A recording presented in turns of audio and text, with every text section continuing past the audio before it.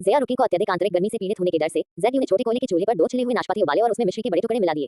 श्रेया रुकी ने एक कटोरी पीकर संतुष्टि से डकार ली। भोजन के बाद जेड ने अंगीठी के पास बैठकर सावधानीपूर्वक औषधीय तेल से अपनी त्वचा की मालिश की।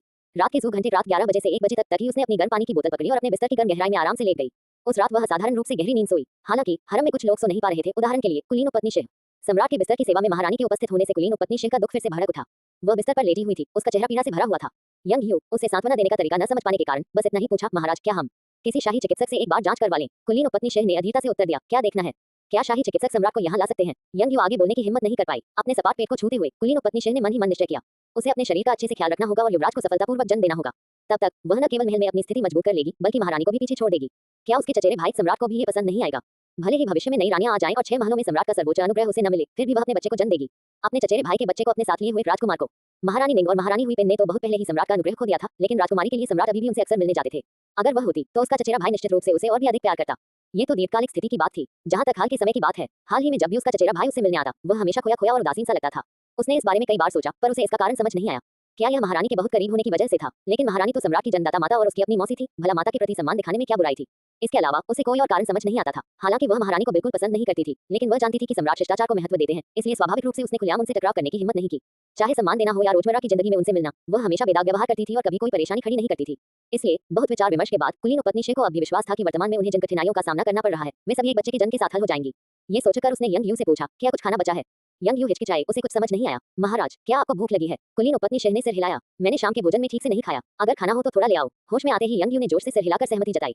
हाँ हाँ हाँ। फिर वह खुद उसे लाने के लिए जल्दी से चली गई। कुलीन उपपत्नी शिव उसकी दूर जाती हुई आकृति को देखती रही। उसका हाथ उसके सपाट पेट पर टिका हुआ था और उसके चेहरे पर दृढ़ संकल्प के भाव थे।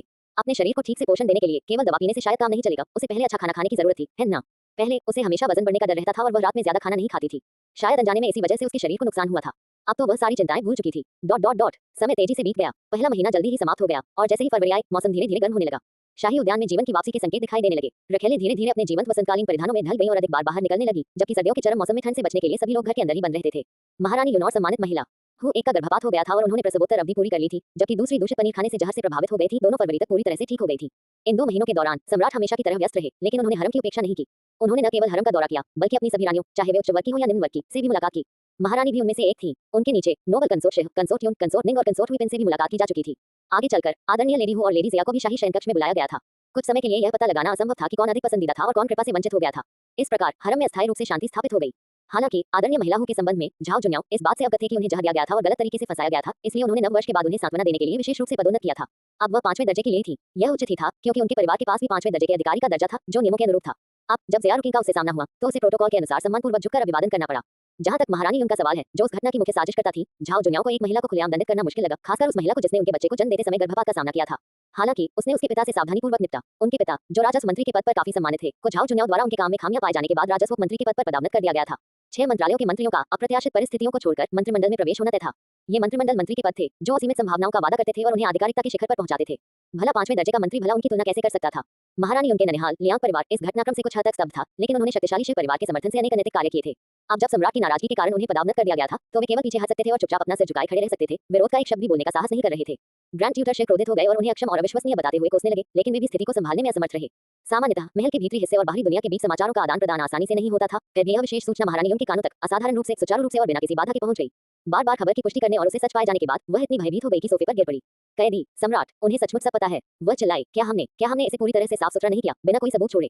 दुविधा में फंसी काइडी केवल इतना ही कह सकी, महामहिम, यह अवश्य ही शियाओ झाओ जी ही होंगे, जो आदरणीय महिला हु नहीं हु लियाई की सेवा कर रहे थे, जिन्होंने कबूलनामा किया।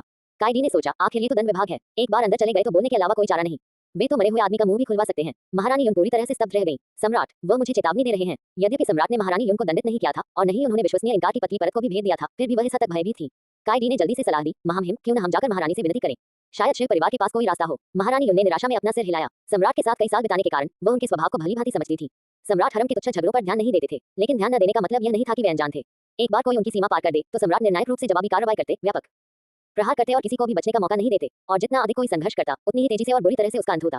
अगर उसने अब कोई और कदम उठाने की हिम्मत की, तो उसे डर था कि वह भी पूरी तरह से नष्ट हो जाएगी। मौजूदा स्थिति ऐसी थी कि न तो देवताओं और न ही मनुष्यों द्वारा उसे बचाया जा सकता था। आखिरकार एक रखेल का पद घटाया जा सकता था और फिर बहाल किया जा सकता था, लेकिन अगर किसी अधिकारी का पद घटा दिया जाता, तो उसे कड़ी मेहनत से एक-एक करके ऊपर चढ़ना पड़ता था। चाहे राजधानी में हो या कहीं और तैनात, अधिकारियों का मूल्यांकन वार्षिक रूप से होता था। लगातार 3 वर्षों तक उत्कृष्ट मूल्यांकन के बाद ही पदोन्नति की संभावना होती थी, और यदि कोई उपयुक्त पद उपलब्ध न हो, तो और भी अधिक प्रतीक्षा करनी पड़ती थी। दूसरे शब्दों में उसके पिता को तीसरे दर्जे के राजस्व मंत्री के पद पर बहाल होने में कम से कम 6 साल लगेंगे।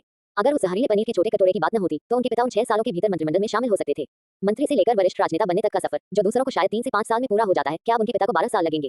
महारानी युन क्रोध से कांप उठी और अपनी नजरों में आने वाली हर चीज को तोड़ फोड़ दिया और बड़ी चतुराई से उसने इस सारी परेशानी का सारा दोष ज़िया रुकिन के सिर पर डाल दिया। अगर उस नीच ने इसका पर्दाफाश न किया होता तो ज़ियाओ झाओसी का पता कैसे चलता? उसके आरोप का अंतर्निहित अर्थ ये था, हे लेडी शिया, चूंकि आपने बलि का बकरा बनने से इनकार कर दिया, इसलिए यह आपकी गलती है। मेरे पिता की पदावनति का कारण आप ही हैं। अगर शिया रुकिन को इस तर्क के बारे में पता होता तो वह महारानी युन को भी जवाब देने की हिम्मत करती। क्या ये कोई मजाक है? छुपकर इरादे रखने वाले तो तुम हो, फिर भी मुझे दोष दे रहे हो कि मैंने गलती नहीं मानी। मैं तुम्हारे पिता के बारे में कुछ भी नहीं जानता, तो फिर मुझे उनके पतन का कारण क्यों बता रहे हो?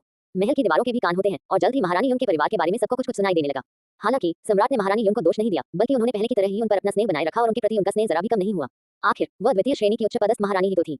कुछ समय तक सब सतर्क रहे और किसी ने भी इस मामले पर चर्चा करने की हिम्मत नहीं की, बल्कि अनभिज्ञता का दिखावा किया। महारानी उनकी बात करें तो अपने पिता के पदावनत होने के बाद से वे सचमुच अधिक संयमित हो गई थी।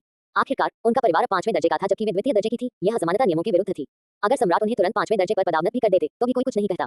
इसलिए इस दौरान महारानी युन बेहद सतर्क थी। जब वे लेडी ज़िया को देखती तो बस कुछ बार गुस्से से घूरकर आगे बढ़ जाती और कोई परेशानी खड़ी करने की हिम्मत नहीं करती। दूसरी ओर आदरणीय महिला हू नहीं हुली, जैसा कि अब उन्हें जाना जाता था, हाल ही में सम्राट की कृपा का भरपूर आनंद उठा रही थी। सम्राट की कृपा और पदोन्नति के कारण उनके दिन बेहद सुख में बीत रहे थे। उस दिन मौसम सुहावना देखकर शिया रुकिन शियाओ ज़ीज़ी और ज़ियुई को सैर के लिए बाहर ले गई। उसका निवास शाही उद्यान के पास ही था। अगर वे सामने की ओर ज्यादा दूर न जाती तो आसपास का इलाका काफी शांत था। हालांकि लाल बेर के फूल मुरझा चुके थे, फिर भी शकोनिया बेर मंडप का नजारा बेहद खूबसूरत था। शिया रुकिन सम्राट द्वारा दी गई सुलेख अभ्यास की किताबें लिए फिर से लिखने का अभ्यास करने लगी। वैसे एक और साल बीत गया है और मेरी लिखावट में कोई सुधार नहीं हुआ है। मैं सम्राट को ये बताने की हिम्मत नहीं कर सकता। ज़ेड्यू ने हंसते हुए कहा, महामहिम, अभी 1 साल भी नहीं बीता है, मुश्किल से 3 महीने ही हुए हैं। सर्दियों में इतनी ठंड थी कि ठीक से लिख पाना मुश्किल था। अब मौसम गर्म हो गया है तो आपको इस मौके का फायदा उठाकर लगन से अभ्यास करना चाहिए। बेशक आज मैं यहाँ और किस लिए होती? ज़िया रुकिन ने पूरे आत्मविश्वास के साथ जवाब दिया। ज़ियुई ने शियाओ ज़ीज़ी की ओर देखा जो अभी भी तरह तरह की मिठाइयां और चाय का चूल्हा सजाने में व्यस्त थी। वह मन मुस्कुराई। आप सही कह रही हैं महारानी जी, मैं इस बात की गवाह हूँ कि आप वाकई यहाँ सुलेख का अभ्यास करने आई हैं। आज शिया रुकिन का मूड कुछ ज्यादा ही अच्छा था। पिछली बार जब वह यहाँ लिखने आई थी तो महारानी युन ने उसे भगा दिया था। इस बार वह देखना चाहती थी कि महारानी युन में अब भी हिम्मत है या नहीं। उसने सुना था कि महारानी युन के परिवार को सम्राट ने पदावनत कर दिया है। शिया रुकिन का आज का आना सिर्फ सुलेख का अभ्यास करने के लिए नहीं था, शायद कुछ कुंठा निकालने के लिए भी था। तुमने मेरी मुश्किलें बढ़ाने की कोशिश की है ना? खैर, मैं तुम्हें चिढ़ाने के लिए अपनी मर्जी से आराम से रहूंगा। हालांकि शिया रुकिन को निराशा हुई क्योंकि उस दिन उनकी मुलाकात महारानी युन से नहीं हुई। इसके बजाय उनकी मुलाकात हुली से हुई जो महल में उन कुछ चुनिंदा लोगों में से एक थी जिन्हें सम्राट का स्नेह प्राप्त था। इन प्रतिष्ठित महिलाओं में हुली सबसे अलग थी क्योंकि उन्हें सबसे पहले 5वें पद पर पदोन्नत किया गया था। उनके निवास स्थान में कोई बदलाव नहीं हुआ था, वह अभी लेजेंड पवेलियन में ही थी। शिया रुकिन के बाहर होने की खबर सुनकर हुली भी तुरंत वहां पहुंच गई। वह लंबे समय से शिया रुकिन को नापसंद करती थी, लेकिन उसके घर जाकर झगड़ा करना सुविधाजनक नहीं था। अब जब उसने शिया रुकिन को बाहर देखा तो उसे थोड़ा परेशान करने का मौका भला वह कैसे छोड़ सकती थी। और जैसा कि उम्मीद थी, ज़िया रुकिन ने जैसे ही सुलेख के कुछ पन्ने लिखने का अभ्यास समाप्त किया, उसे किसी के आने की आहट सुनाई दी। ओह, मैं सोच ही रही थी कि कौन हो सकता है। तो ये लेडी ज़िया हैं। लेडी शिया, आप यहाँ सुलेख का अभ्यास करने आई हैं और आपका मूड बहुत अच्छा है। इस तरह के परिधान में आप सचमुच एक परिष्कृत विद्वान सुंदरी की तरह लग रही हैं। जैसे ही शिया रुकिन ने ऊपर देखा, उसने हुली को लेडी झू और लेडी झां के साथ आते हुए देखा। हुली ने गुलाबी बैंगनी रंग का राजसी गाउन पहना हुआ था और एक सुंदर बैंगनी ज़ेड फूलों वाली हेयरपिन लगाई हुई थी। यहाँ तक कि उनके जूते भी बेहद भव्य थे। ये पहनावा उनके साधारण सम्माननीय महिला होने के समय से बिल्कुल अलग था। इसमें कोई शक नहीं था, ये राजसी नियम थे, चाहे कोई कितना भी पसंदीदा हो या ना हो। निचले दर्जे के लोग अपनी मर्जी से कुछ भी नहीं पहन सकते थे। उदाहरण के लिए बुयाओ हेयरपिन को ही ले लीजिए, इन्हें पहनने की अनुमति केवल तृतीय श्रेणी और उससे ऊपर की महिलाओं को थी। तृतीय श्रेणी की उपपत्नी एक बुयाओ पहन सकती थी, जबकि द्वितीय श्रेणी की रानियां 2 बुयाओ पहन सकती थी। सोने के बुयाओ या ज़ेड के पेंडेंट दोनों ही स्वीकार्य थे। हालांकि विशेष रूप से सुंदर और चमकदार, जिनमें सोना और ज़ेड दोनों जड़े होते थे, उन्हें केवल प्रथम श्रेणी की कुलीन रानियां ही पहन सकती थी। जहां तक महारानी की बात है, सद्गुण और बुद्धिमत्ता की छवि प्रस्तुत करने के लिए वे स्वाभाविक रूप से स्वयं को इतने आडंबरपूर्ण ढंग से नहीं सजाती थी। आमतौर पर एक फीनिक्स मुकुट और कुछ हेयरपिन ही उनके लिए पर्याप्त होते थे। खैर, मैं विषय से भटक गया। चलिए मुद्दे पर वापस आते हैं। शिया रुकिन ने हुली को इतने शानदार ढंग से सजे धजे देखा। उसने मन ही मन सोचा, सचमुच उसके पास खूबसूरती और पारिवारिक पृष्ठभूमि दोनों है। सच में इन खूबसूरत महिलाओं में से कौन बिना किसी सहारे के इतनी अलग दिख सकती है? फिर उसने धीरे से आह भरी और सोचने लगी, ये बात सच है, दुश्मनों का मिलना तय है। इसलिए उसने अपना कलम नीचे रख दिया और मंडप से बाहर चली गई।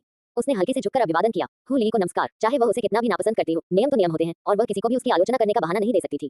हुली ने उसे घमंडी नजर से देखा, लेकिन उठने का इशारा नहीं किया। इसके बजाय वह लापरवाही से अपने सिर पर लगी बैंगनी ज़ेड की बाली से खेलने लगी और धीमी आवाज में बोली, रोंग कियू, तुमने मुझे आज यह बाली क्यों पहनाई? मुझे याद है सम्राट ने भी तोहफे में चर्बी से बनी गर्म ज़ेड की बाली दी थी, तुमने मुझे वह क्यों नहीं पहनाई? रोंग कियू ने जल्दी से जवाब दिया, महामहिम, आज आपकी पोशाक बैंगनी ज़ेड हेयरपिन से और भी निखर रही है। हुली ने एक पल सोचा, फिर कहा, तो फिर पिछली बार सम्राट ने मुझे जो बैंगनी ज़ेड की बालियां इनाम में दी थी, उनका क्या हुआ? आपने मुझे उन्हें पहनने के लिए क्यों नहीं कहा? रोंग कियू ने फिर जवाब दिया, महामहिम, पूर्वी मोती की बालियां आपके रंग रूप को खूबसूरती से निखारती हैं। धीरे धीरे हुली ने सम्राट से प्राप्त अपने सभी उपहारों का प्रदर्शन करना शुरू कर दिया। ज़िया रुकिन घुटने टेककर प्रणाम करती रही, उसके पैर सुन्न होते जा रहे थे।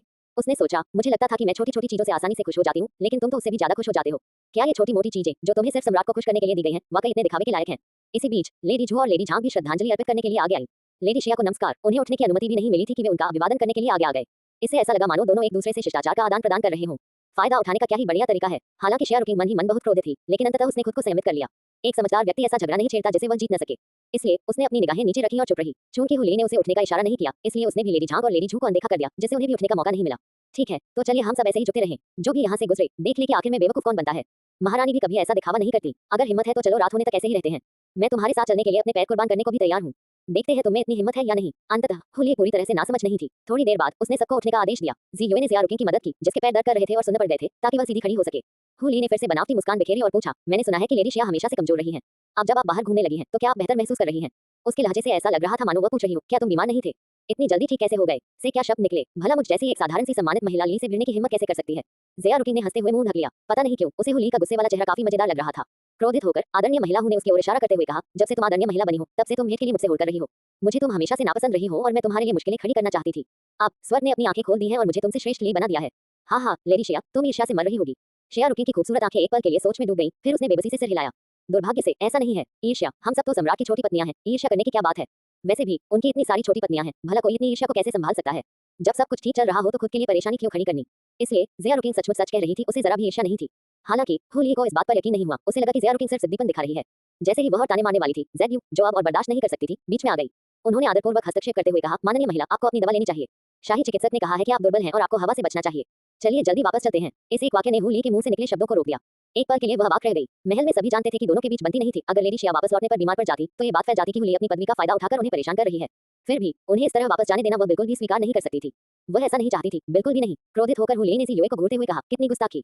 मालिक की बातें सुनते हुए एक नौकर कैसे दखल दे सकता है? चौंककर ज़ेड्यू तुरंत घुटनों के बल बैठ गई। ये नौकरानी हिम्मत नहीं कर सकती। सच में हमारे स्वामी का स्वास्थ्य ठीक नहीं है, कृपया मुझे क्षमा करें। हुली ने ज़ेड्यू को घुटनों के बल बैठे देखा। उसका चेहरा भय से भरा हुआ था। उसकी आंखों में चमक थी और वह विजयी मुस्कान के साथ बोली, मैं तुम्हारे स्वामी के बारे में कुछ नहीं कर सकती, लेकिन तुम्हारे जैसे मामूली नौकर से तो निपट ही सकती हूँ। ज़ेड्यू लेडी ज़िया की सबसे काबिल सहायक थी। अगर ज़ेड्यू को सजा दी गई, तो ये लेडी ज़िया के मुंह पर सीधा तमाचा मारने जैसा होगा।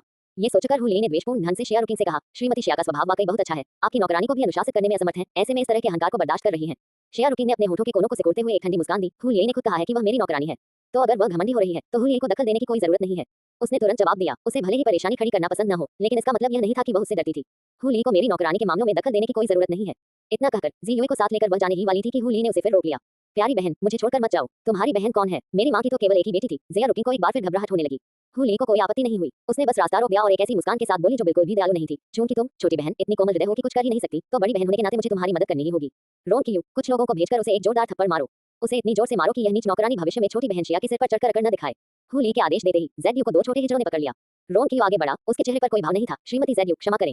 इतना कहकर उसने वार करने के लिए हाथ उठाया। गंभीर चेहरे के साथ लेडी शिया सीधे जियोए के सामने खड़ी हो गई। आंखें सिकोड़ते हुए उन्होंने धीरे से कुछ शब्द कहे, अगर तुमने उसे एक बार भी मारने की हिम्मत की तो देखो क्या होता है। उसकी निगाहों में एक निर्मल प्रकाश था। हुली अनायास ही काम उठी। फिर उसने सोचा, वह तो बस एक साधारण सम्मानित महिला है, मुझे क्यों डरना चाहिए। हिम्मत जुटाकर हुली ने गुस्से से एक और आदेश दिया, जल्दी करो।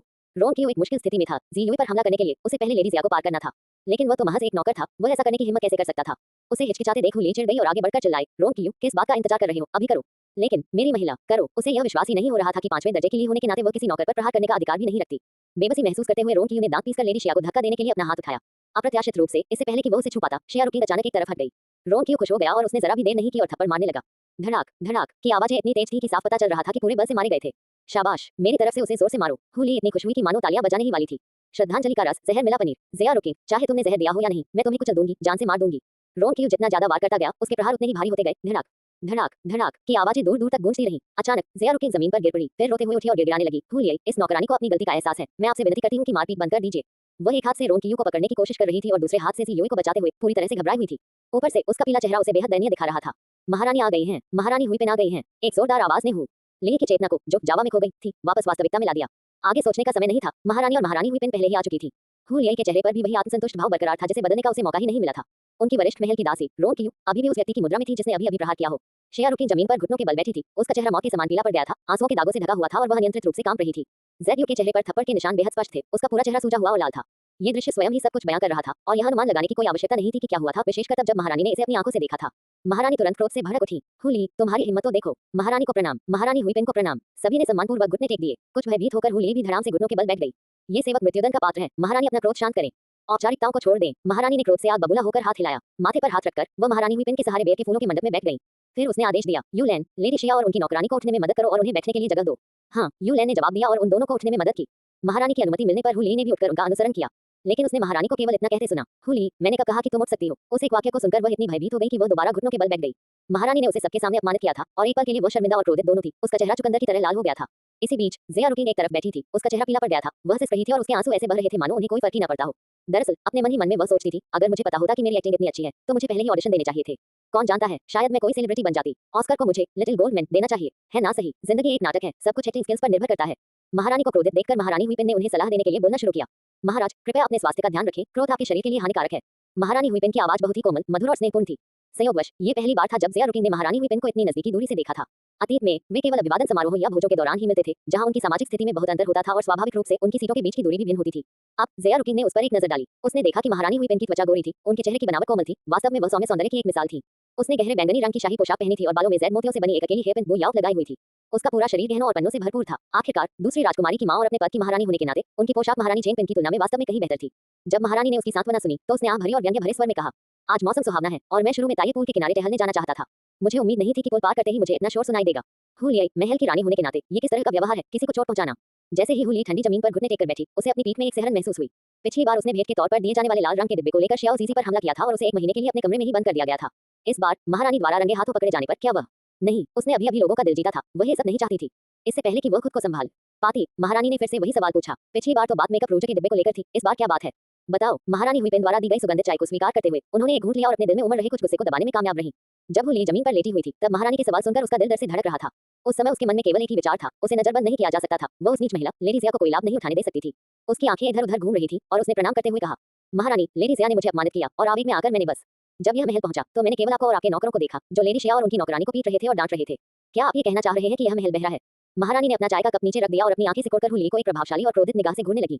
महारानी, कृपया अपना क्रोध शांत कीजिए। मैं ऐसा करने की हिम्मत नहीं कर सकता। हुली जमीन पर घुटने टेककर बैठ गई। उसकी आवाज कांप रही थी। उसमें पहले जैसी सशक्त उपस्थिति बिल्कुल गायब हो गई थी। उनके बगल में बैठी महारानी हुईपेन ने सहानुभूति भरे भाव से थोड़ा भौहें सिकोड़ी और जल्दी से कहा, महारानी आपसे एक प्रश्न पूछ रही हैं, आपको सच्चाई से और शीघ्रता से उत्तर देना चाहिए। हुली फिर से कांप उठी। जैसे ही वह जवाब देने वाली थी, महारानी ने अचानक उसे रोकने के लिए अपना हाथ उठा दिया। लेडी शिया, मैं यह आपसे ही सुनना चाहती हूँ। महारानी ये तो नहीं कह सकती थी कि उन्हें ज़िया रुकिन पसंद थी, लेकिन वह उन्हें नापसंद भी नहीं करती थी। उनकी भावनाएं महल में अधिकांश अन्य लोगों के समान ही थी। न तो वह किसी का पक्ष लेती थी और न ही किसी से नफरत करती थी, इसलिए वह ज़िया रुकिन की प्रति पक्षपाती नहीं थी। सम्राट ने शांति और सद्भाव बनाए रखने की आशा में उसे हरम के प्रबंधन का जिम्मा सौंपा था। यदि हरम में ऐसी कोई घटना घटित होती और सम्राट को इसकी जानकारी मिलती तो यह उसकी गलती होती। आखिरकार वह तो केवल अपनी सदाचारी छवि की रक्षा कर रही थी। महारानी की पूछताछ सुनकर ज़िया रुकिन ने तुरंत रोना बंद कर दिया और रुमाल से अपने आंसू पोंछ लिए। उसने घटना का पूरा ब्यौरा एक बार फिर विस्तार से दिया, लेकिन इससे पहले कि वह अपनी बात पूरी कर पाती, रोंग नाम की महल की दासी अचानक फूट पड़ी। लेडी शिया, मैंने आपको कब धक्का दिया? साफ तौर पर आप ही गिरी थी क्योंकि आपका संतुलन बिगड़ गया था। शिया रुकिन का चेहरा गुस्से से और भी पीला पड़ गया। उसने अपना रुमाल हाथ में लिया और रोंग की ओर इशारा किया। मैं ज़ैड के सामने खड़ी थी, तुम उसे मारने के लिए बेताब थे और तुमने मुझे धक्का देकर गिरा दिया। वहां मौजूद सभी लोगों ने इसे साफ-साफ देखा और फिर भी तुम इसे स्वीकार नहीं करोगे। ये कहते हुए ज़िया रुकिन महारानी के सामने घुटने टेक कर बैठ गई। महारानी, आपको मेरे लिए न्याय करना होगा। भले ही मेरा सामाजिक स्तर नीचा हो, मैं किसी महल की दासी को मुझ पर अत्याचार करने की अनुमति नहीं दे सकती। रोते हुए बच्चे को खाना खिलाया जा रहा है। हुलिया, तुम्हें मुसीबत खड़ी करना पसंद है ना? साजिशें करना पसंद है। चलो देखते हैं इस बार कौन किसे मात देता है। उसके आंसुओं ने उसे बेहद दयनीय बना दिया था। उसका छोटा सा चेहरा पीला पड़ गया था। उस क्षण किसी के लिए भी उस पर दया न करना मुश्किल होता। यहाँ तक कि महारानी भी इस मामले को आगे बढ़ाने में कुछ हद तक अनिच्छुक महसूस कर रही थी, क्योंकि वह सब देख रही थी। फिर उसने पूछा, लेडी झांग, लेडी झू, आप दोनों पूरे समय यही थी? हमें बताएं, क्या इस महल की नौकरानी ने लेडी शिया को धक्का दिया था या नहीं? दरअसल महारानी ने खुद ये देखा था, लेडी शिया वास्तव में ज़ैड की रक्षा कर रही थी, उन्होंने झूठ नहीं बोला था। फिर भी निष्पक्षता के लिए उसे स्पष्टीकरण मानना आवश्यक था। तब तक लेडी झांग और लेडी झू इतनी डर चुकी थी कि वे बोल भी नहीं पा रही थी। शुरू में तो वे लेडी शिया को खुश करना चाहते थे, लेकिन लेडी शिया का स्नेह हमेशा से ही कम था और उन्होंने उनकी परवाह नहीं की। आखिरकार उन्हें हुलिया का स्नेह प्राप्त हुआ और यहीं से वे इस मामले में फंस गए। उनके दिल पहले से ही आंसुओं से भरे हुए थे। एक समर्थक ढूंढना, एक सम्मानित महिला के पद तक पहुंचना, ये सब इतना मुश्किल क्यों था? अब महारानी की पूछताछ का सामना करते हुए वे जवाब देने से इनकार करने की हिम्मत नहीं कर सकते थे। दोनों ने हुली के साथ एक दबी हुई नजर साझा की, लेकिन उनकी नजरें हुली की उग्र और भेदक निगाहों से टकरा गईं। पल भर में दोनों ने अपने सिर नीचे कर लिए, अब और देखने की हिम्मत नहीं कर रहे थे। जैसे ही वे बोलने ही वाले थे कि महारानी हुईपेन अचानक बोल पड़ी, आप दोनों महिलाएं सच-सच जवाब दें। अगर आपने बकवास करने की हिम्मत की और महारानी को पता चल गया तो आपको कभी माफ नहीं किया जाएगा। लेडी झांग और लेडी झू भय से और भी अधिक कांप उठी। अंततः वे कांपते हुए बोले, महारानी को रिपोर्ट करने के लिए हमने भी देखा। ये रोंग की थी, वह ज़ी यूए को मारना चाहती थी और लेडी ज़िया बीच में आ गई। हुली उसे लगातार उकसा रही थी और अपनी जल्दबाजी में उसने बस सच तो यह है कि कोन की वजह से उन्हें भी ठीक से दिखाई नहीं दिया था, लेकिन लेडी शिया बिना किसी कारण के तो नहीं गिर सकती थी। और हुली इतनी आक्रामक थी, अगर रोंग ने उन्हें धक्का नहीं दिया होता तो फिर और कौन हो सकता था? तुम बकवास कर रहे हो। रोंग ने अचानक पलटवार किया। राजमहल की महारानी पर हाथ उठाना एक गंभीर अपराध था। अगर यह साबित हो जाता तो रोंग को कड़ी सजा भुगतनी पड़ती, शायद मौत की सजा भी। इसके अलावा उसने ऐसा किया भी नहीं था। कितनी गुस्ताखी, एक मामूली राजकन्या महारानी के सामने इतनी दृष्टता करने की हिम्मत करती है। यू लैंग गुस्से से चिल्लाई। रोंग तुरंत इतनी भयभीत हो गई कि उसकी बोलने की हिम्मत ही नहीं रही। वह बस घबरा रही थी। वह नहीं चाहती थी कि उस पर गलत आरोप लगे, वह जीना चाहती थी। दुर्भाग्य से महारानी के खिलाफ बोलना एक और अपराध था। महारानी ने अपना माथा रगड़ा और भौहें चढ़ाते हुए कहा, फिर भी हुली का नौकर को हिंसा के लिए उकसाना गलत था। तुम्हें 1 महीने के लिए कैद में रखा जाएगा ताकि तुम आत्मचिंतन कर सको। और इस महल की दासी के बारे में वह थोड़ी देर रुकी, फिर बोली, तुम्हारी मालकिन ने गलती की है। तुमने न केवल उसे सलाह नहीं दी, बल्कि तुमने उसकी गलती में साथ भी दिया, पद का अपमान किया और उसे चोट पहुंचाई। तुम्हें कपड़े धोने के कार्यालय में भेजा जाएगा। हालांकि हुलिया आमतौर पर कितनी भी साहसी क्यों न होती हो, अब उसने पलटकर जवाब देने की हिम्मत नहीं की। उसने तुरंत झुककर स्वीकार कर लिया। रोंग तो जमीन पर गिर पड़ी थी। उसने गिड़गिड़ाती नजरों से हुलिया की ओर देखा, उम्मीद कर रही थी कि उसकी मालकिन उसे कुछ सहारा देंगी, डांट या मार भी इससे बेहतर होती। लेकिन हुलिया ने उसकी ओर देखा तक नहीं। उस पर रोंग पूरी तरह से निराश हो गई। यूलैन ने रोंग की उदास आंखों को देखा, कुछ गड़बड़ महसूस करते हुए और उसके पागल हो जाने के डर से यूलैन ने तुरंत उसका मुंह बंद करने का आदेश दिया और उसे घसीटकर दूर ले गई। इसके बाद महारानी ने निर्देश दिया, बाद में आंतरिक मामलों के मंत्रालय से कुछ उत्तम वस्तुएं भिजवाएं और हुली को 2 और परिचारिकाएं चुनने को कहें। हु ली की पदोन्नति हो जाने के कारण उन्हें अधिक परिचारिकाएं रखने का अधिकार था। एक परिचारिका को हटा दिया गया था, इसलिए 2 परिचारिकाओं को भेजने से उनके कर्मचारियों की कमी पूरी हो जाएगी। हु ली ने धन्यवाद देते हुए सिर झुकाया। तभी महारानी को कुछ और याद आया और उन्होंने ज़िया रुकिन की ओर मुड़कर कहा, तुम्हारे निवास में एक नौकर की कमी है। बाद में मैं तुम्हारे लिए कुछ नौकर भिजवा दूंगी, जिनमें से तुम चुन सकती हो। धन्यवाद महारानी। ज़िया रुकिन ने कृतज्ञतापूर्वक झुककर अभिवादन किया। महारानी ने सिर हिलाया। ज़िया रुकिन को कुछ और सांत्वना भरे शब्द कहने के बाद उन्होंने सभी को विदा कर दिया। हु ली के जाते समय उसने ज़िया रुकिन को कई बार गुस्से भरी निगाहों से देखा और फिर गुस्से में वहां से चली गई। हालांकि ज़िया रुकिन विचलित दिखी और शांतिपूर्वक अपने कमरे की ओर वापस चली गई। तुमने मुझे एक बार तंग किया था, तो इस बार मैं तुम्हें सबक सिखाऊंगी। देखते हैं दोबारा कोशिश करने की हिम्मत होती है या नहीं। मेरी हैसियत भले ही कम हो, पर मैं बेकार नहीं हूँ। मैं इसे क्यों बर्दाश्त करूं? झाओ हुआ मंडप पर वापस। कुछ समय बाद सचमुच किसी ने उसके लिए कुछ महल की नौकरानियों को छोटे-मोटे कामों के लिए भेज दिया ताकि वह उनमें से चुन सके। शिया रुकिन उदास थी और उसने इस बारे में ज्यादा सोचना नहीं चाहा, इसलिए उसने ये काम शियाओ ज़ीज़ी पर छोड़ दिया। उसने शियाओ ज़ीज़ी से कहा, तुम चुन लो, हमें कोई सीधा सादा और ईमानदार व्यक्ति चाहिए, ज्यादा चालाक नहीं। हम ऐसे चालाक व्यक्ति को संभाल नहीं पाएंगे। बहुत खूब, ज़ियाओ ज़ीज़ी ने सहमति जताते हुए कहा और बाहर चली गई। शिया रुकिन ने हाथ धोए और मरहम लाकर ज़ी युई के चेहरे पर सावधानीपूर्वक लगाया। ज़ी युई के चेहरे पर रोंकियों के 1 दर्जन से अधिक थप्पड़ पड़े थे। नाखूनों से खरोंच के कई निशान बन गए थे और उनमें मवाद पड़ने लगा था, जो वाकई दर्दनाक दृश्य था। दर्द हो रहा है क्या? ज़ेड यू ने जबरदस्ती मुस्कुराते हुए कहा, दर्द नहीं हो रहा। तुम्हारे इस तरह कष्ट सहने के लिए मैं ही जिम्मेदार हूँ। ज़िया रुकिन असहनीय रूप से परेशान महसूस कर रही थी। रोंकियो मुझे धक्का देने की हिम्मत कभी नहीं करती, मैं जानबूझकर गिरी थी। वह महल की नौकरानी सिर्फ इसलिए इतनी घमंडी हो गई क्योंकि उसके मालिक ने उसे कृपा दी थी। हालांकि हुलिया ने उसे ज़ेड यू को मारने का आदेश दिया था, लेकिन एक लड़की का चेहरा उसकी सबसे कीमती संपत्ति होती है। थोड़ी सी भी दया रखने वाला कोई भी व्यक्ति इतनी बेरहमी से वार नहीं करता। लेकिन रोंकियो अलग थी, उसने खरोंचें मारी और नाखून मारे, जिससे ज़ेड यू का चेहरा लगभग बिगड़ गया। इससे पता चलता है कि वह कितनी क्रूर है। ज़ेड यू की आंखों में आंसू भर आए। महामहिम, कृपया ऐसी बातें न कहें। मुझ जैसे सेवक के लिए ये थोड़ा सा कष्ट कुछ भी नहीं है। शिया रुकिन ने दांत पीसते हुए कहा, अगर मेरे पास सचमुच कोई शक्ति होती तो मैं उसे सीधे नरक के राजा यमराज के पास भेज देती। उसे कपड़े धोने के दफ्तर भेजना तो सरासर लापरवाही है। ज़ेड यू भयभीत हो गई और जल्दी से बोली, महामहिम कृपया इस तरह बात न करें।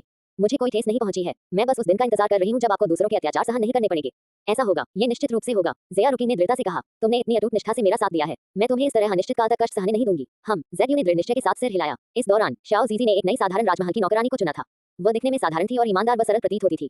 शिया रुकिन ने खुद को संभाला और हल्की मुस्कान के साथ पूछा, आपका नाम क्या है? इस विनम्र सेविका का नाम कुई कुई है, लड़की ने उत्तर दिया। शिया रुकिन मुस्कुराए और उसे एक नया नाम दिया। अब से तुम्हारा नाम कियू ये होगा। तुम कियू टोंग के साथ रहोगी और छोटे-मोटे काम करोगी। अगर तुम ईमानदारी से सेवा करोगी तो मैं तुम्हारे साथ अन्याय नहीं करूंगी।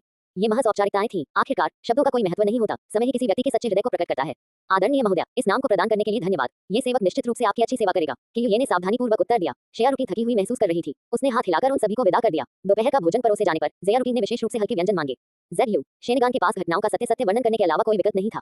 झाओ जुनियाओ ने अपनी भौहें सिकुड़ी। बीमार? क्या किसी शाही चिकित्सक को बुलाया गया है? उन्होंने क्या कहा? मैंने लेडी शिया को शाही चिकित्सक को बुलाते हुए नहीं सुना। ली शेनगान ने बेहद चिंतित होकर जवाब दिया। इतनी अजीब तरह से बीमार पड़ना, ये कोई असली बीमारी तो नहीं हो सकती है ना? लेडी शिया सचमुच बहुत दुस्साहसी हैं। पहली बार बीमारी का बहाना करके वो बच गई क्योंकि सम्राट नाराज नहीं हुए, ये उनकी किस्मत थी। और अब भी वो इतनी लापरवाह हैं। कृपा ठुकराने के लिए बीमारी का बहाना करना, क्या ये मौत को दावत देना नहीं है? इतने लंबे समय तक सम्राट की सेवा करने के बाद मैं उनके स्वभाव को कैसे न जानूं? राष्ट्र के स्वामी होने के नाते महाराज का मन राज्य के मामलों में ही लगा रहता है। हरम की महिलाओं के लिए उनमें कितना धैर्य हो सकता है। पहले तो मुझे लगा था कि लेडी शिया बुद्धिमान और भाग्यशाली हैं, लेकिन अब कुछ बार कृपा पाने के बाद उनका व्यवहार ऐसा हो गया है। इस महल की चालें, यहाँ तक कि मैं एक हिजड़ा भी समझ नहीं पाता। झाओ जुनियाओ अपनी चाय के प्याले से खेलने लगा। उसका चेहरा और भी गंभीर होता जा रहा था। थोड़ी देर बाद वह अचानक खड़ा हो गया। झाओ हुआ मंडप की ओर चलो। लेडी ज़िया की चालबाजी की बात पर मुझे थोड़ा अविश्वास हो रहा है।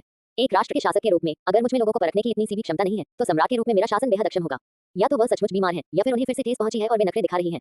खैर, मुझे खुद जाकर देखना चाहिए। झाओ हुआ मंडप। शिया रुकिन बिस्तर पर लेटी थी। उसका चेहरा कुछ पीला पड़ गया था और वह कुछ भी करना नहीं चाहती थी। पिछले कुछ दिनों से ऐसा लग रहा था मानो उसकी सारी ताकत अचानक छिन गई हो। उसका पहले वाला लड़ने का जज्बा पूरी तरह गायब हो गया था। उसका पूरा अस्तित्व एक खाली खोल जैसा महसूस हो रहा था। भोजन परोसते हुए ज़ी यू ने चिंता से सलाह दी, महामहिम कृपया थोड़ा तो खा लीजिए। आपने दोपहर के भोजन में तो कुछ खाया ही नहीं। अगर आप रात का खाना भी छोड़ देंगी तो आपका गुजारा कैसे चलेगा? शिया रुकिन ने कुछ खालीपन से ज़ेड यू के चेहरे को देखा। उसने अपने सूखे फटे होठों को हिलाया और अचानक पूछा, ज़ेड यू क्या तुम्हारे चेहरे पर अभी भी दर्द है? ज़ेड यू के चेहरे की सूजन पहले ही कम हो चुकी थी और घाव पर पपड़ी जम गई थी। उसने मुस्कुराते हुए कहा, महामहिम चिंता मत कीजिए, दर्द तो बहुत पहले ही बंद हो गया था। शिया रुकिन ने हल्की सी मुस्कान बिखेरी, फिर ऊपर के पेड़ों के समूह को खाली निगाहों से घूरती रही। जब झाओ जुनियाओ ने प्रवेश किया तो उसे यही दृश्य देखने को मिला। ज़ी यू घुटने टेकने ही वाली थी कि झाओ जुनियाओ ने हाथ हिलाकर इशारा किया। कोई जरूरत नहीं है, उसने कहा और पलंग के पास आ गया। शिया रुकिन भी झटपट उठ खड़ी हुई। बिस्तर से उतरने में बहुत देर हो चुकी थी, इसलिए वह उस पर घुटनों के बल बैठ गई। ये सेविका महाराज को प्रणाम करती है। झाओ जुनियाओ ने उसका पीला चेहरा देखा। उसके मन में थोड़ी सी नाराजगी जागी और उसका चेहरा और भी गंभीर हो गया। नौकरों को विदा करने के बाद वह पलंग के पास एक स्टूल पर बैठ गया, चाय की एक घूंट ली और पूछा, क्या बात है? बताओ, तुम किस बात से परेशान हो? किसी युवती का किसी बात से परेशान होने पर नखरे दिखाना स्वाभाविक है। जब तक ये हद से ज्यादा न हो, मैं उसे थोड़ा लाड प्यार करने को तैयार हूँ। लेकिन अगर शिकायतें निराधार हैं, तो उसे किसी तरह की नरमी की उम्मीद नहीं करनी चाहिए। शिया रुकिन ने अपने होंठ दबाए और कुछ नहीं कहा। झाओ जुनियाओ ने नाराजगी जताए बिना धैर्यपूर्वक दोबारा पूछा, आपकी नौकरानी के चेहरे को क्या हुआ? ली शेनगान को हरम की महिलाओं के बीच होने वाले झगड़ों के बारे में पता तो था, लेकिन वह सम्राट को बता नहीं सकता था। इसलिए झाओ जुनियाओ इस घटना से पूरी तरह अनभिज्ञ थी। झाओ जुनियाओ का सवाल सुनकर ज़िया रुकिन को ऐसा लगा मानो उसके सारे दुख दूर हो गए हों। उसकी बादाम जैसी आंखों में तुरंत नमी आ गई। उसका चेहरा इतना दुखी था कि मानो उससे आंसू निकल आएंगे। झाओ जुनियाओ ने ये देखा और उसके होठों पर हल्की सी मुस्कान आ गई। लगता है मेरा अनुमान सही था, इस छोटे बच्चे को जरूर तंग किया गया होगा। शिया रुकिन बेवजह नहीं सोच रही थी। मुझे बस बहुत बुरा लग रहा है, बेहद बुरा। जब किसी को कोई शिकायत हो तो उसे बोलना ही चाहिए। वह सम्राट हैं, अगर मैं बोलूंगी तो वह मेरे लिए न्याय दिला सकते हैं। इसलिए उसने सिर झुकाकर कहा, महाराज हु ली की एक महल की दासी ने ज़ेड यू को पीटा है। कुछ देर सोचने के बाद उसने कहा, महारानी ने तो महल की उस नौकरानी को जिसने उसे मारा था कपड़े धोने के दफ्तर भेजने का आदेश दे दिया है, लेकिन मुझे अभी बुरा लग रहा है। ओह, झाओ जुन्याओ ने अपनी भौहें थोड़ी सी उठाई, उनके होठों पर हल्की सी मुस्कान आ गई। वह बेवजह जिद नहीं कर रही थी या नखरे नहीं दिखा रही थी, उसे सचमुच बुरा लगा था। ऐसे में मुझे कोई आपत्ति नहीं है। एक युवती को कभी कभार गुस्सा आ जाता है, थोड़ा लाड प्यार मिलने पर सब ठीक हो जाएगा, इसमें परेशान होने की कोई बात नहीं है। इधर आओ, उसने उसकी ओर हाथ बढ़ाया। शेया रुकिन ने अपने होंठ दबाए, एक पल के लिए हिचकिचाई और फिर खुद को उनकी बाहों में झोंक लिया। महाराज, उसने अपनी बाहों को उसकी गर्दन के चारों ओर लपेट लिया और अपना चेहरा उसके कंधे में छिपा लिया। ऊपर देखने से इनकार कर दिया। उसकी आंखें तो भरे आंसुओं से भरी हुई थी। झाओ जुनयाओ कुछ हैरान रह गई। यह अचानक ही हुआ। आखिर इससे पहले किसी ने ऐसा करने की हिम्मत नहीं की थी। लेकिन इस प्यारी और कोमल नन्ही बच्ची को अपनी बाहों में पकड़ना आश्चर्यजनक रूप से सुखद लग रहा है। सीधे बैठो, उसने ज़िया रुकिन को कुर्सी से उठाकर बिस्तर के किनारे तक ले गया। उसकी पीठ थपथपाते हुए उसने उसे अपनी बाहों में ठीक से बिठाया। एम ज़िया रुकिन ने जवाब में बड़बड़ाया। झाओ जुनयाओ ने अपना सिर सहलाया, उसके होठों पर मुस्कान आ गई। महारानी यूं तुम्हें धमकाने में कामयाब नहीं हुई तो हुलैन ने कैसे कर दिखाया। उसने तुम्हें धमकाया और तुम बदले में उसे नहीं धमका सके। शेया रुकिन को बुरा लगा और कुछ हद तक गुस्सा भी आया। वह बहुत दबंग है, मैं उसका मुकाबला नहीं कर सकती। इसके अलावा उसने मुझे मारा और मैं उसे वापस नहीं मार सकी। हम आपकी बात सही है। झाओ जुनयाओ ने सिर हिलाया। लेकिन क्या महारानी ने पहले ही कोई सजा नहीं सुना दी है? क्या आप अब भी संतुष्ट नहीं हैं? आपको पता होना चाहिए, महल का लॉन्ड्री बयूरो कोई सुखद जगह नहीं है। झाओ जुनयाओ ने उसकी पीठ थपथपाते हुए बड़े चाव से पूछा। पता नहीं क्यों मुझे ये युवती अब भी प्यारी लगती है, यहाँ तक कि उसका थोड़ा बहुत गुस्सा भी मुझे अच्छा लगता है। क्या ये हो सकता है कि पहले जो दूसरी औरतें गुस्सा करती थी वो सब बनावटी थी? वरना वो इतनी अटपटी क्यों लगती थी? कितनी झुंझलाहट होती थी? मुझे पता है कि लॉन्ड्री बयूरो अच्छी जगह नहीं है। शेया रुकिन ने अचानक ऊपर देखा। उसकी आंसुओं से भरी आंखें झाओ जुनयाओ की निगाहों से मिली। लेकिन महाराज, ऐसा क्यों है कि मैं कितनी भी कोशिश कर लूं, लोग फिर भी मुझे परेशान करते हैं? क्या मेरी सारी मेहनत बेकार है? ये सवाल 3 दिनों से उसे परेशान कर रहा था। सचमुच, हरम में किसी भी मेहनत की बराबरी अच्छे पारिवारिक पृष्ठभूमि से नहीं की जा सकती। मैं चाहे कितना भी सुधार कर लूं, कोई ना कोई हमेशा आसानी से मुझसे आगे निकल जाएगा। वे मुझे बड़ी आसानी से कीचड़ में धकेल सकते हैं, जिससे मैं कभी बाहर न निकल पाऊं। तो 1000 साल का सफर तय करने के बाद क्या मुझे अपना जीवन इसी तरह जीना होगा? इंसान हमेशा लालची होते हैं। पहले मैं बस जीवित रहना चाहता था, अब जब मैं जीवित रह चुका हूं तो मुझे और अधिक ही लालसा है। क्या मैं बहुत लालची हो रहा हूं? झाओ जुनयाओ भी इस सवाल से चौंक गया। वह सोच में डूबा हुआ था, आंखें सिकोड़कर बच्चों को शांत करने की तरह धीरे-धीरे उसकी पीठ थपथपा रहा था।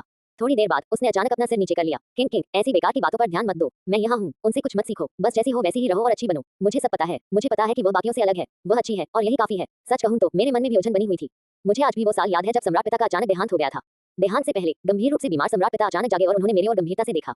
राजपुत्र, झाओ परिवार का साम्राज्य तुम्हारी रक्षा पर निर्भर करेगा। इस विशाल भूमि को अपने सम्राट पिता के लिए सुरक्षित रखो। मैं घबराया हुआ, भयभीत और असमंजस में था, लेकिन मैंने हिम्मत नहीं हारी। अगर मैंने प्रयास न किया होता तो आज झाओ जुनयाओ न होते।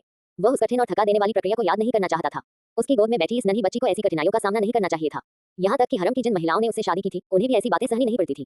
जब तक वे कोई परेशानी खड़ी नहीं करती और अच्छा व्यवहार करती, चाहे वह उन्हें पसंद करे या न करे, वह ये सुनिश्चित करेगा कि वे सुख सुविधाओं से भरपूर जीवन जिएं। शेया रुकिन ने अपना सिर नीचे झुका लिया और होंठ सिकोड़ते हुए बोली, अगर मैं जवाबी कार्रवाई करूं तो क्या सम्राट सोचेंगे कि मैं दुर्व्यवहार कर रही हूं? उसकी बड़ी-बड़ी आंखें चमक रही थी, उसके चेहरे जैसे लाल होंठ उभरे हुए थे, वह बेहद नाजुक और आकर्षक लग रही थी। झाओ जुनयाओ के दिल में हलचल सी मच गई। उसने उसकी गर्दन को सहलाते हुए आगे झुककर उसे चूमा। शर्म से शेया रुकिन का चेहरा लाल हो गया। सम्राट, झाओ जुनयाओ ने उसके कान में फुसफुसाते हुए कहा। उसकी आवाज गहरी और धीमी थी, अगर तुमने बदतमीजी की तो जेन को तुम्हें ठीक से सजा देनी पड़ेगी। शेया रुकिन का चेहरा पल भर में गर्दन तक लाल हो गया। पिछली बार जब उसने कहा था कि वह उसे ठीक से सजा देगा, उस रात उसने आधी रात तक उसके साथ जी भरकर संबंध बनाए, जिससे वह पूरी तरह तरोताजा हो गया। दूसरी ओर वह तो मुश्किल से बिस्तर से उठ पाई थी। वह सचमुच एक दरिंदा था। झाओ जुनयाओ ने उसके शर्माते हुए चेहरे को देखा, जो मानो लालिमा से दमक रहा था, और उसे फिर से चूमने की इच्छा हुई। अजीब, 15 साल की उम्र से ही उसके साथ महिलाएं रहती थी, लेकिन उसने कभी किसी को इस तरह चूमा नहीं था, न ही कभी अपना आपा इस हद तक खोया था। वह मानता था कि खाने पीने और सोने जैसी चीजों में संयम बरतना चाहिए, अति भी उतनी ही बुरी होती है जितनी कम। जब उसकी रुचि नहीं होती थी तो वह इन चीजों को छोड़ देता था। जब उसकी इच्छा होती थी तो उसकी महिलाएं इतनी खूबसूरत होती थी कि उसकी रुचि कम नहीं होती थी। लेकिन इस नन्ही सी लड़की को देखकर वह खुद पर काबू नहीं रख पाता था। उसे कभी संतुष्टि नहीं मिलती थी। उसे चूमना, उसे गले लगाना अच्छा लगता था, उसे उसकी हंसी देखना अच्छा लगता था, और उससे भी ज्यादा उसे तब अच्छा लगता था जब वह रोते हुए उससे दया की भीख मांगती थी।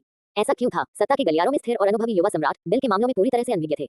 बात समझ न आने पर उसने इसे ऐसे ही छोड़ दिया। इन सब उलझनों की कोई जरूरत नहीं थी। वह अपनी महिलाओं के साथ जो चाहे कर सकता था। झाओ जुनयाओ ने उसे गले लगाया और फिर से चूमा। फिर उसने उसे सीधे बिस्तर पर लिटा दिया। शेया रुकिन को बेबसी का एहसास हुआ। अभी सोने का समय भी नहीं हुआ था और महल के सेवक लगातार बाहर से गुजर रहे थे। अगर यह बात फैल गई तो बहुत शर्मनाक होगा।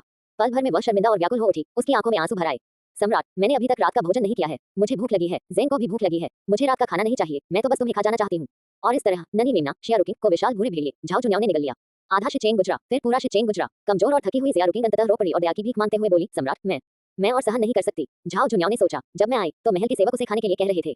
शायद उसने पिछले 2 दिनों से ठीक से नहीं खाया है और वह इतनी कमजोर है, मुझे उसे दोबारा बीमार नहीं होने देना चाहिए। इसलिए उसे खुद को रोकना पड़ा, हालांकि वह बिल्कुल भी संतुष्ट नहीं था। उसने उसे नहलाया और कपड़े पहनने में उसकी मदद की। शेया रुकिन सोफे पर कमजोरी से लेटी हुई थी। उसका कोमल चेहरा गुस्से से सिकुड़ा हुआ था।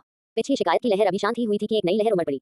सम्राट, आपके हाथ तो बिल्कुल खुरदुरे हो गए हैं। आपने मुझे चोट पहुंचाई। उसने मुंह बनाकर शिकायत की। झाओ जुनयाओ ने अपने हाथों को देखा और मुस्कुराया। ज़ेन ने पूरी जिंदगी मार्शल आर्ट का अभ्यास किया है, इसलिए उसके हाथ वाकई खुरदुरे हैं। चोट कहाँ लगी है? ज़ेन को देखने दो। बोलते बोलते उसने उसे छूने के लिए हाथ बढ़ाया। शेया रुकिन भयभीत हो गई। अगर उसने मुझे छुआ तो कौन जाने आगे क्या होगा। घबराकर उसने सारी मर्यादा भूलकर सहज ही उसका हाथ दूर हटाने की कोशिश की। नहीं, मत देखो। झाओ जुनयाओ नाराज नहीं हुआ। उसके होठों पर मुस्कान थी। इससे पहले कि उसका छोटा पैर जमीन पर पड़ता, उसने उसे अपने हाथ में पकड़ लिया। ज़ेन देखने पर अड़ी हुई है। युवा और ऊर्जावान सम्राट को ऐसे शयनकक्षीय खेलों से जरा भी नाराजगी नहीं होती, बल्कि वे तो इनका आनंद लेते थे। दूसरी स्त्रियां तो महज आज्ञाकारी थी, इसे भी उन्हें चिढ़ होती थी। लेकिन वह तो जैसे चौंकी हुई बिल्ली हो जिसके बाल खड़े हो गए हों। इतनी नजदीक, फिर भी वह उसे छू नहीं सकते थे, उसे वश में नहीं कर सकते थे, उसे आसानी से पा नहीं सकते थे। यह मायावी प्रलोभन पंख की तरह उनके हृदय के सबसे गहरे हिस्से को गुदगुदा रहा था। इसने उन्हें रोक नहीं पा रहा था, उनका हृदय असहनीय इच्छा से तड़प रहा था, फिर भी वे इसके आगे बेबस थे। उसका पैर उसके हाथ में फंस गया। अपमानित और शर्मिंदा महसूस करते हुए ज़ियारुद्दीन ने अपना पैर छुड़ाने की कोशिश की, लेकिन उसके पैर के तलवे में इतनी गुदगुदी हो रही थी कि वह हंसे बिना नहीं रह सकी।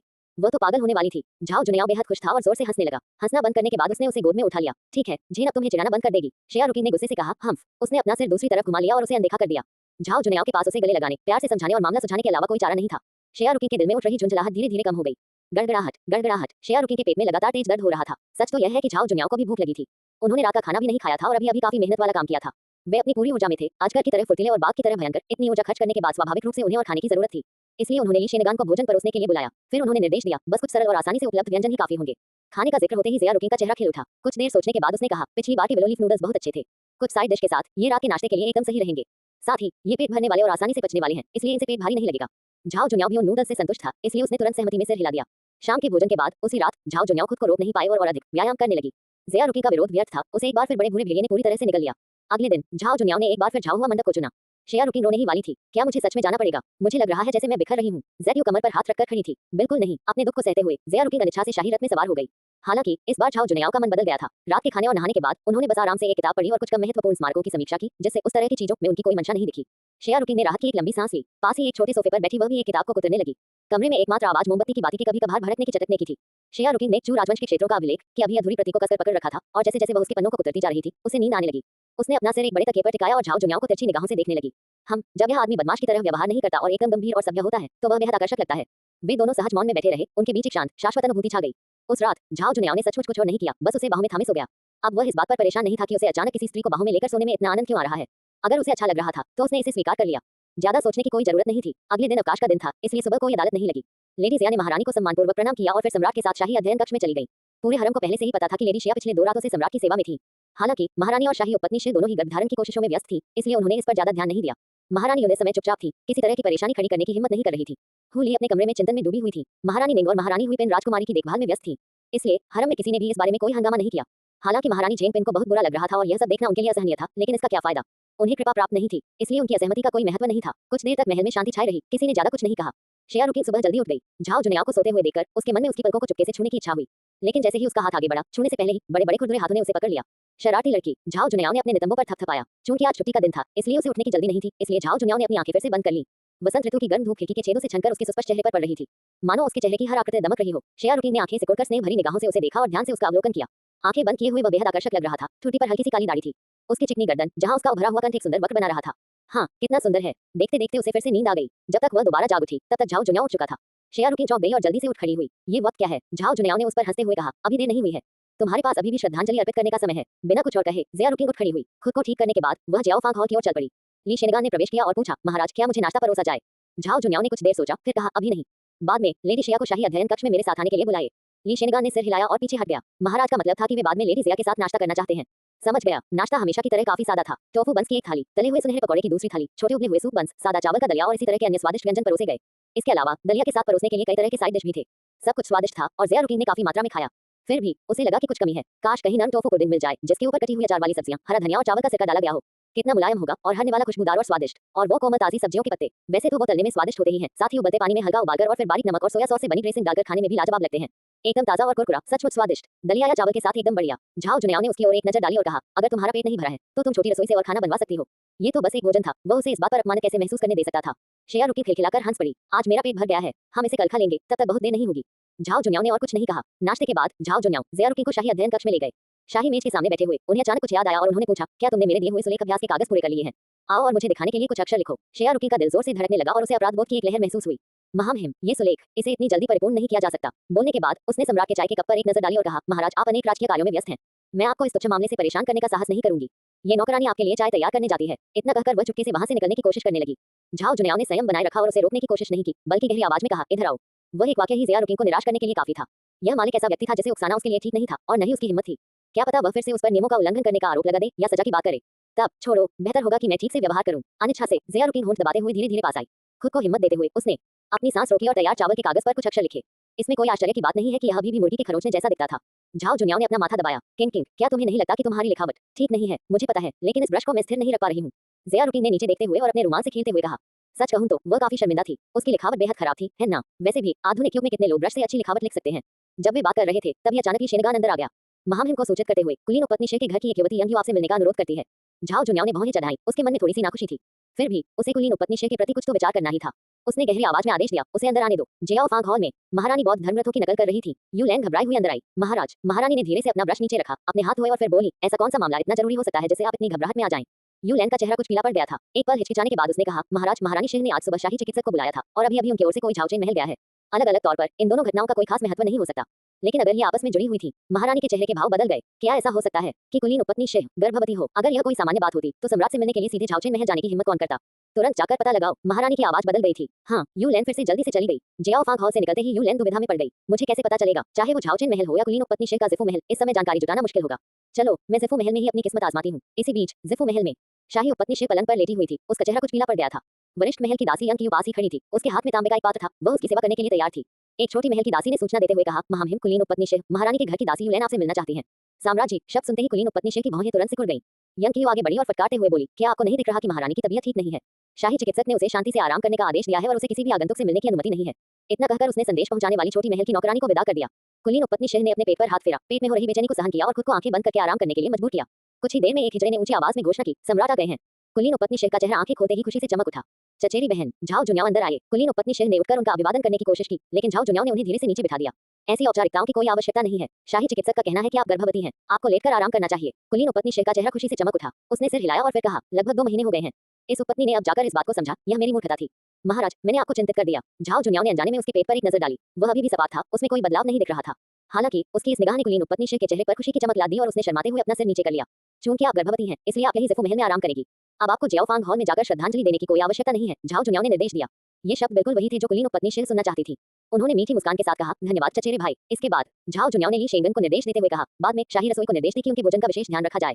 साथ ही भंडार गृहों से कुछ बेहतरीन पौष्टिक आहार चुनकर मंगवाएं। सुनिश्चित करें कि वे उच्चतम गुणवत्ता के हों। हाँ, ली शेनगान ने स्वीकार किया और पीछे हट गया। कुलीन उपपत्नी शेह को ऐसा लगा मानो उसका दिल उड़ने ही वाला हो। ये सच था, बिल्कुल सच। एक बच्चा उसकी सारी मौजूदा परेशानियां दूर कर सकता था। पहले उसका चचेरा भाई उसके प्रति उदासीन था, यहाँ तक कि शयन कक्ष में उनकी अंतरंगता भी काफी कम हो गई थी। किसने सोचा होगा, किसने कल्पना की होगी कि बच्चा ऐसे समय में आएगा? ये भले ही अप्रत्याशित खुशी न हो, लेकिन निश्चित रूप से एक मनोकामना पूरी होने जैसा था। इस दौरान लिटिल झूसी ज़िया रुकिंग को झाओ हुआ मंडप तक वापस ले गया। दरअसल सम्राट के अलावा ज़िया रुकिंग इस बात को जानने वाला दूसरा व्यक्ति था। इस बारे में उसकी क्या भावना थी, उसे राहत की लहर महसूस हुई। ज़ेड ने हैरानी से देखते हुए परेशान चेहरे से पूछा, गुरुजी, आप ये कैसे कह सकते हैं कि यह अच्छी बात है? जी यूए सोच रही थी, महारानी गर्भवती हैं, इसलिए भविष्य में सम्राट भी उन्हें आसानी से दंडित नहीं करेंगे। अगर उन्होंने जाओ हुआ पवेलियन को निशाना बनाया और वहां गड़बड़ी फैलाई तो मुझे डर है कि सम्राट इस पर ध्यान ही नहीं देंगे। शेया रुकिंग ने अपना सिर पीते हुए कहा, अरे बेवकूफ, बेशक यह अच्छी खबर है, महारानी का पक्ष लिया जा रहा है, फिर भी महारानी चैन से बैठी हैं। लेकिन महारानी के गर्भवती होने से तो वे बहुत चिंतित होंगी। एक कहावत है, जब चिड़िया और सीप आपस में लड़ते हैं तो मछुआरे को फायदा होता है। दूसरे शब्दों में, अगर वे लड़ेंगी तो मैं सुरक्षित रहूंगी। ज़ेड ने काफी देर तक सोचा और अंत में दर्द भरे भाव से स्वीकार किया, मालकिन आपकी बात सही है, लेकिन इससे हमें कोई फायदा नहीं होगा। शेया रुकिंग कुछ हैरान थी। बिना किसी के ध्वंस जमाए आराम से जीना, क्या यह एक फायदा नहीं है? उसने सोचा, ये तो अभी की बात है, भविष्य की बात करें तो अभी बहुत समय है। चलो अभी आराम से जीने पर ध्यान देते हैं। इंसान का लालच हाथी को निगलने वाले सांप जैसा होता है। जब मैं पहली बार आई थी तब से अब तक मैंने कितना सुधार किया है। लालच और महत्वाकांक्षा एक ही चीज नहीं है। उद्धरण चिन्ह। ये कहते हुए उसने आगे कहा, मेरा न तो कोई पारिवारिक पृष्ठभूमि है और न ही कोई योगदान। अगर सम्राट मुझे पदोन्नति दे तो मैं इसे बर्दाश्त नहीं कर पाऊंगी। अगर कोई मुझ पर सम्राट को मोहित करने का आरोप लगाकर महाभियोग चलाए और अगर सम्राट मेरे लिए नियमों की अवहेलना करे तो ये सचमुच मुझे बहुत नुकसान पहुंचाएगा। अभी जैसी स्थिति है वैसी ही अच्छी है ना? जीवन में अभी बहुत लंबा सफर तय करना है ना? मैं उन लोगों को कभी निराश नहीं करूंगी जो दिल से मेरे प्रति समर्पित हैं, और जो लोग मुझे परेशान करते हैं मैं उन्हें अंततः सबक सिखाऊंगी। जल्दी करने की कोई जरूरत नहीं है, आराम से समय लें। ज़ेड ने उदास भाव से अपने पेट की ओर देखा और आह भरी, हाय, इस सेविका को बस यही उम्मीद है कि आपको जल्द ही कोई खबर मिले, स्वामिनी। जब ऐसा होगा तो क्या आपको सिंहासन के उत्तराधिकारी के जन्म में योगदान देने के लिए पदोन्नति नहीं मिलेगी? शेया रुकिंग ने कुछ देर गंभीरता से सोचा, फिर अपना माथा पीट लिया। अब जब तुमने इसका जिक्र किया है तो मुझे याद आया कि मैं भूल ही गई थी। ज़ेड ने जल्दी से पूछा, मालकिन आप क्या भूल गई? शेया रुकिंग ने कुछ देर सोचा और बोली, मैं समय बच्चे पैदा नहीं कर सकती।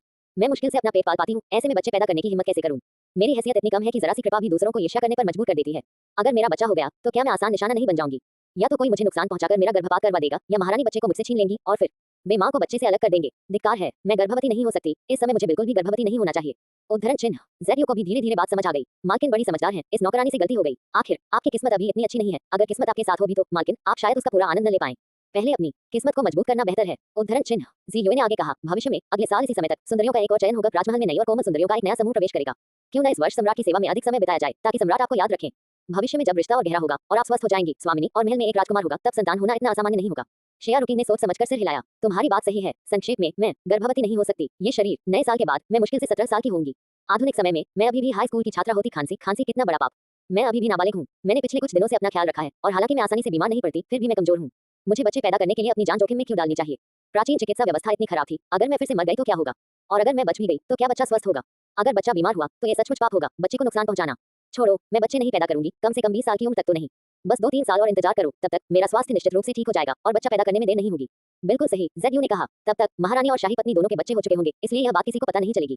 राजधानी के सबसे नियमबद्ध कुलीन परिवारों में एक बार प्राथमिक उत्तराधिकारी के जन्म के बाद रखेल से संतान होना आम बात है। यह शाही परिवार की बात है। अगर महारानी तब तक संतान उत्पन्न नहीं कर पाती, तो ये सौभाग्य की बात होगी कि सम्राट और महारानी उन्हें दोष न दें।